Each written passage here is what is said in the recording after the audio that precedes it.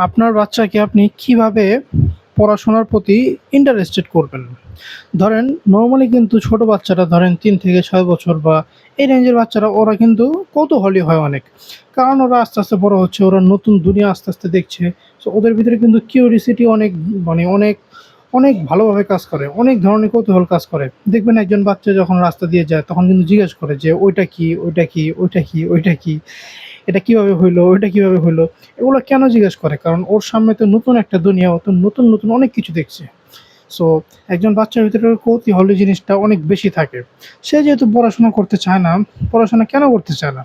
কারণ দেখা যায় পড়াশোনা ওই একঘেয়েমি লাগে তার কাছে। তার কাছে ডেইলি এক ধরনের একঘেয়েমি পড়াশোনা বা তাকে প্রেশার দিয়ে পড়ানো হচ্ছে, এই জিনিসটা তার কাছে ভালো লাগে না।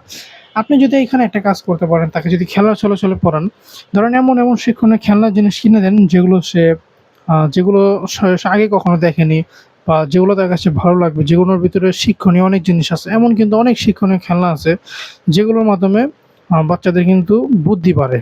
বাচ্চাদের ওগুলোর মাধ্যমে কিন্তু ক্রিয়েটিভিটি বাড়ে। তারা কিন্তু ক্রিয়েটিভ চিন্তাভাবনা করতে পারে। এরকম কিন্তু অনেক খেলনা-দুলনা আছে। সেই সমস্ত খেলনা আপনি তাকে দিয়ে দেন। বলে দেন যে, "তুমি যদি সুন্দরভাবে পড়ো এই খেলনাগুলো দিব।" তাহলে কিন্তু সে সেই সমস্ত ক্রিয়েটিভ জিনিস পাওয়ার জন্য, কারণ তার ভিতরে তো কৌতূহল অনেক বেশি। নতুন একটা খেলনা। আপনি একটা খেলনা যখন আপনার বাচ্চার সামনে যান বা তার সামনে যখন একটা খেলনা খুলেন, সে কিন্তু ওট পেতে থাকে সেটা কি দেখার জন্য। কারণ তার ভিতরে প্রচুর কৌতূহল থাকে। সো আপনি চাইলে কিন্তু আপনার বাচ্চাকে খেলার ছলে, ছলে পড়াতে পারেন। খেলার ছলে, ছলে পড়ালে সে পড়াশোনার প্রতি কিন্তু আকৃষ্ট হবে।